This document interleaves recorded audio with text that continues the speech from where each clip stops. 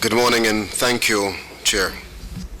Let me, of course, acknowledge you, Chair, Minister of Foreign Affairs, Mr. Bruno Pereira, and our Executive Secretary, Baracena. Permit me to especially acknowledge Deputy Secretary General of the United Nations, Ms. Mohammed, and it is certainly a distinct honor to be on this panel with you. As well, my colleague ministers, delegates, friends. I take my opportunity this morning to speak about a topic which perhaps we have not covered in our sessions. And as we consider the inefficiency of inequality, I ask us to turn our minds to the inefficiency of insecurity. As a region, our human development, social development, economic and sustainable development are all at risk if we fail to consider the enormous development cost of insecurity. For my country, Jamaica, the threat posed by insecurity and the threat to our region by criminal activities, including transnational crimes, trafficking in persons, and illicit arms transfer, is enormous. As we seek as a region to advance sustainable development goals, we must compel ourselves to acknowledge and consider the direct and indirect impact of crime and violence and insecurity on our current and future planning. And this includes the security of our people, our resources, and our spaces, both landmass and marine. You see, before being in the portfolio of foreign affairs and having the opportunity to sit with these distinguished ladies and gentlemen, served in the Ministry of National Security. And so I understand the inextricable link between treating with crime if we are to achieve our sustainable development goals. They are inversely proportional. Where there is crime, it will threaten the introduction and success of our goals.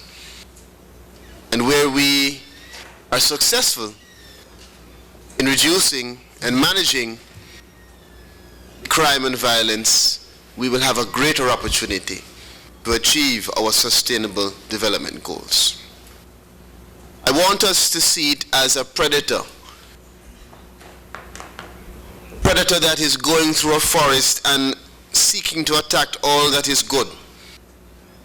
It's spreading fear and capitalizing on our vulnerabilities. And it forces us to allocate funds to protect our people, funds which could otherwise be used, for instance, for the sub-region, the Caribbean, to protect our beaches, to build the structures and environmental framework needed to promote the climate resilience that we have spoken about throughout our session. So it is critical for us to see the aspects of insecurity and the developmental cost as it impacts our GDP, our gross domestic product as a region. In Jamaica, for us, crime costs almost 4% of our GDP. That is an enormous amount which we could spend on promoting and advancing all of the goals we have discussed. But I want us to understand as a region that it is not a Jamaica problem. It's not a sub-region problem. It is a problem that impacts all of us. Because the sophisticated nature of the criminal network no longer finds itself in any one space, isolated to any one territory. It is an interweaving network which goes from Bolivia to Jamaica to Venezuela to Antigua to Cuba. And so, it is not my problem, it is our problem. There's also the aspect of the criminal effect of migration. For Jamaica, it is increasingly troubling that a significant percentage of our highly trained and skilled professionals who have gone through our system are leaving our country, never to return, because of fear of the predator that seeks to take their opportunities from them, fear of the predator that is crime. I acknowledge the remarks of my colleague Minister Maria Espinosa, who referred to the issues relating to our women and our children. And I take that opportunity also to remind us that as with transnational crime relating to the movement of drugs and guns, there is a more important aspect relating to the unlawful and illegal movement of our people. Not due to migration, as I spoke about, but due to trafficking in persons. It is something which undermines everything that we speak about today. It is something which we must understand as critical, because the recruiting, transporting, transferring, harboring, or receiving of persons in this unlawful way is having an impact across our region beyond our understanding, because it is difficult to track. It's difficult for us to record accurately. But what we do know is that there is much we can do about it.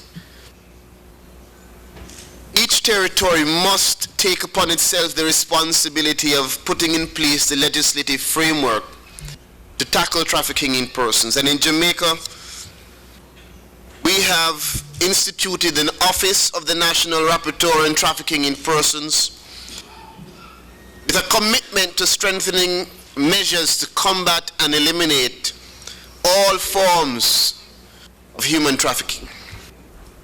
We are party to the Global Heart Campaign against human trafficking, where the campaign is an international awareness initiative by the United Nations Office on Drugs and Crime to fight human trafficking and its impact on our societies.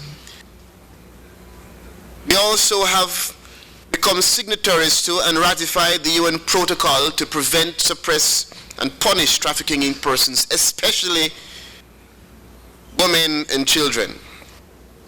And I state that the UN Convention Against Transnational Organized Crime declares that the parties shall endeavor to undertake measures such as those including bilateral or multilateral cooperation to alleviate the factors that make persons, especially our women and our children, vulnerable to trafficking, such as poverty, underdevelopment, and lack of opportunity. I know that we all understand the inextricable connection between those aspects of which I've spoken about and all that we seek to achieve.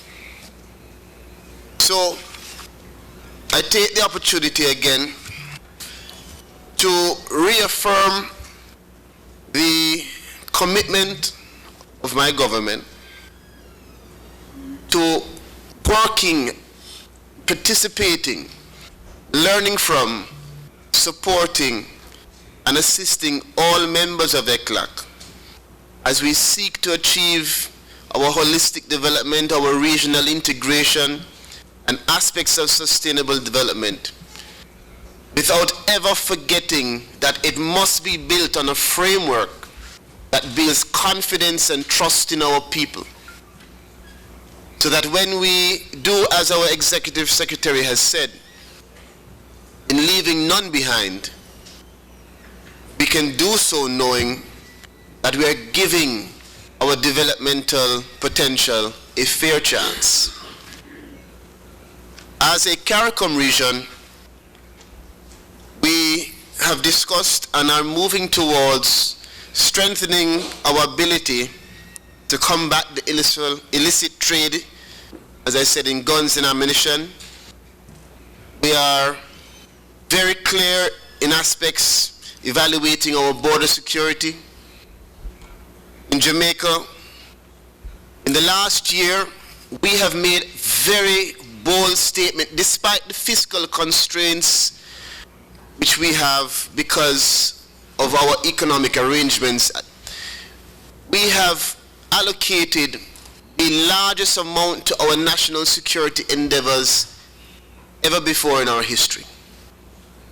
That is because we understand that our nation's security is pivotal to our nation's growth and development, as it is pivotal to our growth and sustainable development as a region. I close by reminding us also of the need to utilize technology and innovation, not just as a means of putting in place the resources, but to determine the intelligence and information, not just to drive down crime, but for us to become better planners across our region. And that we could consider planning not just for our territories, but as a region. So the measures that we implement as individual territories must be measures that are synergetic, connected to the implementation of our goals which we have stated here at ECLAC. As we examine the challenges facing our region, and as we seek to determine paths to development, I want to very clearly call on us all to reaffirm our commitment and our resolve to sufficiently address all aspects of the very ambitious development structure that we have agreed to construct. This means that we must never forget the development cost of insecurity. Thank you.